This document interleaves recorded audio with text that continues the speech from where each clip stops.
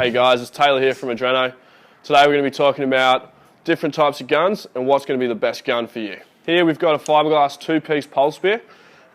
This is going to be good for learning to dive pretty well. Once you get into the sport, it's a nice economical way just to get into it. Nice and cheap, but you can also get a pretty good feed with them too. In a pole spear, personally, I look for something with a little bit of weight to it.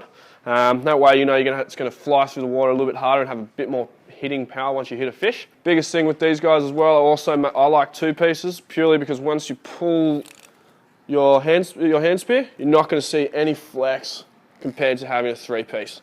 If you're using a three-piece and you're seeing that you're having a lot of flex through the hand spear, once you're pulling, twist the hand spear and that'll stop the amount of flex through it, and that way you're going to have a lot more accuracy once you've released your hand spear. Biggest thing with hand spears as well is making sure that on all the threads you're washing them after every dive. That'll stop the amount of rust, which will be the death of your pole spear. When I got into the sport, I ran around with these on the headlands in northern New South Wales, getting feed of flathead, bram, luderick. It's pretty hard to beat. Another option when you get into the sport is looking at that entry-level spear gun. From your spear guns, you can get a gun from anywhere from $60 up to, you name it, you can pretty well spend it on a gun. Here we've got the Hunter SGS. This guy retails for I think 120 bucks. Anything in that sub $200 mark, you're going to find a gun that pretty well straight up doesn't have a rail. What that means is there's no rail on the barrel, so there's no rail to support your spear, which means there's nothing to support the spear when it's exiting your mechanism and flying at your fish. So you're just not going to have as accurate of a shot. From there, little things as well is just the way they come rigged straight off the bat. They're rigged straight to the muzzle. There's less moving parts, so it's nice and basic, but it's just a little bit harder to rig as there's not much movement in them. So if you rig them incorrectly, they're less forgiving. With your entry-level spear guns as well, you're going to notice that everything inside your handle or your mechanism cassette is going to be plastic. So anything that's load-bearing is plastic. What that means is this gun isn't going to be a 10-year-old gun. It's a consumable. You're going to get into it, you're going to get it, and then you're going to upgrade in the future. It's a good entry-level gun to get into the sport, get a feel for the sport, and also get yourself a feed of fish. From your entry-level gun, the biggest thing you're going to start looking at from there is the lengths, the materials, and the styles of gun that you're using. So in front of me here, we've got aluminiums with open muzzles and closed muzzles, with double rubbers, single rubbers, all different setups. So it really does depend on what you're chasing and where you're diving. Typically, your best all-round gun and your best go-to is a lot of people will be using a 110. From what I see, a lot of double 16mm rubbers with 7mm spears. So it's a nice light spear. If you keep them nice and sharp, you'll still have good penetration power. And that's probably going to be your best go-to gun for reef and headland diving. Here we have the Rob Allen tuner. So it's a double rubber, 7.5mm spear with an open muzzle. This guy is in the length of a 120. So that's again another all-rounder kind of size. This will be good for pretty well if you want to jump on the reef, shoot jacks all day, and then go out wide and start shooting some Spanish. 120 is a good all-round gun. This guy is made of aluminium. So what I find with aluminium, they're nice and light, easy to travel with, easy to track through the water, but they do have a little bit of recoil. Another example of a good spear gun is your Rife Euro. It's a timber gun. What I find with timber, it's a lot heavier in the water compared to, say, an aluminium or a carbon.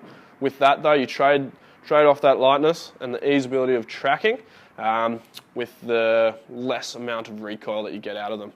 I use these personally myself. I much prefer the less amount of recoil.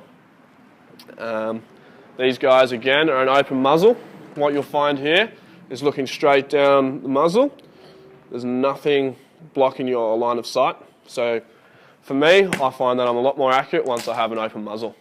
Another benefit of having timber is after a couple of years of using it, and once it's banged up and looking a bit rough, you get a bit of 80 grit sandpaper, sand them back, and you get the teak oil that you can buy separately, rub it back, and you've got yourself a pretty well brand new looking gun. Another style of gun is the roller gun. This one in particular is an aluminium roller gun. It's also a cuttlefish shape, you'll see through the barrel. What that means is going to be a fair bit easier to track through the water. The reason why it'll track a lot easier through the water as the profile is a lot lower, and also once fully loaded, the rubbers will hug the barrel a lot better, giving even less profile. A roller gun like this in the 85cm is typically used in dirty water, chasing things like barra, where you need a short, powerful gun. On this guy as well, it's an enclosed track. So the benefit of that is that it has the support all the way out of the barrel, so you're going to have a lot more accurate. With that though, if you bend a shaft, your day's pretty well over if you don't have a spare. So keep that in mind if you go for an enclosed track gun. Now we're taking a look at the big girls. This is the Rife Mac 5. It's an aluminium barrel with teak wing kit. This gun is purely designed for your larger game fish. So it's got a lot of mass to it, which will absorb recoil. It's also got your wing kit, which helps with the buoyancy of it. So it's not going to feel as heavy as it does out of the water. It'll feel pretty nice in the water. It's also got the enclosed track. So again, if you do go for an enclosed track gun, make sure that you've got spares, because once you bend them, you're pretty hard to use them once again. This gun also comes rigged as breakaway. Typically, again, as this gun is designed for blue water spearfishing, it's going to be more designed obviously for marlin, tuna, wahoo, things like that. Once you start looking at guns like your Aimrite, you'll start to see that just about everything inside their mechanism is stainless steel.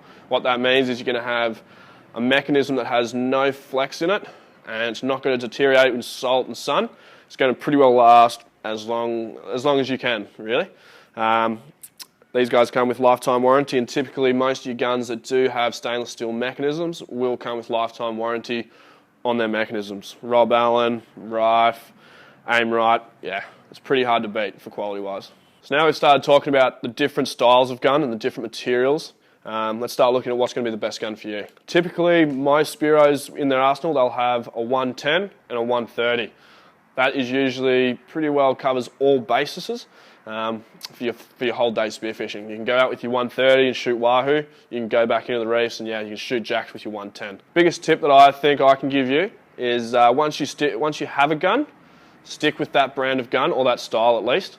Like I use Rife Euros in the wooden guns. I have a 1 meter, a 110 and a 130. I use those just because I know that no matter where I go, no matter what style of diving I'm doing, no matter what gun I pick up, they're all going to shoot near identical. So if you're using Rob Allen tuners and you like how the Rob Allen tuner shoots, stick with that gun. Maybe just mix it up and go a longer gun. If you're looking for a nice short gun that you're going to be using on your shore dives, I'd be looking at something like your Rob Allens, your Bouchers, your Aimrites, typically in a twin 16mm gun. This guy actually comes with twin 14s, so it's actually going to be really good for groms, females, or someone who just wants an easy gun to load but still have good power. That's going to be a go-to gun for you. This Aimrite roller carbon gun is going to be a good all-round gun. If you're already using an Aimrite and you're looking at getting one that's going to be an all-round gun, if you've got a 130, I'd look at this guy as an all-rounder. 95cm with 16mm bands. You're going to be able to shoot any reef species and just about any pelagic species as well. To sum it all up, guys, I've got just about every single gun here at Adreno. Everyone's going to be different. The person you're sitting beside probably going to prefer a different gun to you. Biggest thing is it does change between every single style of diving, from dirty water, deep water, shallow water, anything you can think of. So if you have any questions, give us a call. I'm sure we'll be able to have a gun here for you.